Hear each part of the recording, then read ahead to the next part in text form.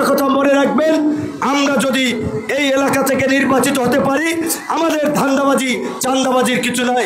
আমি নির্বাচন করলে সারা বাংলাদেশ থেকে আলহামদুলিল্লাহ আপনাদের দোয়ায় ভালোবাসায় যে পরিচিতি আছে নির্বাচন করতে পারি। ঢাকা থেকে নির্বাচন করলে এত সমস্যা, এত জয় ঝামেলা পোহান লাগে না। তারপরেও নিজের এলাকায় এসেছি, আপনারা খোঁজ দেন। আমি বলতে চাই না এমপি মন্ত্রী না হোক, মসজিদ মন্দির মাদ্রাসা স্কুল বিভিন্ন জায়গায় ইতিমধ্যেই বেশ কিছু বরাদ্দ দেওয়া হয়েছে।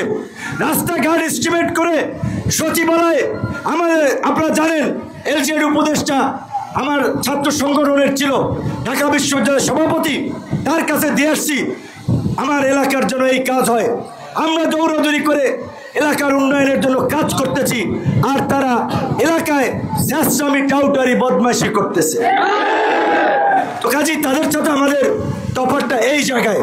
তো যেটা বলছিলাম, নির্বাচন কিন্তু এখনো হয় নাই।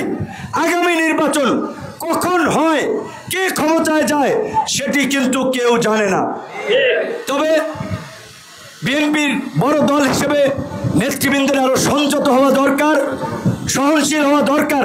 তারা যদি এখনই এটা করে তাহলে তো তাদের প্রতি মানুষের একটা অন্যরকমের ধারণা তৈরি হবে। বিএনপির সিনিয়র নেতৃবৃন্দকে আমরা অনুরোধ করব, আপনাদের এই তৃণমূলের অতি উৎসাহী নেতা কর্মীদের বিরুদ্ধে ব্যবস্থা নিন। এরাই আপনাদের সর্বনাশটা করছে, এরাই দলের ইমেজ ক্ষুণ্ণ করছে, দলকে মানুষের কাছে বিতর্কিত করছে। একই সাথে গণ অধিকার পরিষদের নেতা কর্মীদেরকে বলবো, ভয় ভীতি হুমকি ধামকি হামলা মামলা এগুলো মোকাবেলা করেই এই জায়গায় এসেছি, এগুলো আমাদের জন্য নতুন নয়। কাজে নির্বাচন যখনই হোক, এই পটুয়াখালী 3 থেকে ট্রাক প্রতীকে গণ অধিকার পরিষদের পক্ষ থেকে নির্বাচন করব। আপনারা ওয়ার্ডে, ইউনিয়নে, উপজেলা পর্যায়ে সেইভাবে সাংগঠনিক প্রস্তুতি নিয়ে কাজ করুন। মানুষের কাছে দলের বাণী আহ্বান নিয়ে যান। একটা কথা মনে রাখবেন, আমরা যদি এই এলাকা থেকে নির্বাচিত হতে পারি, আমাদের ধান্দাবাজি চাঁদাবাজির কিছু নাই।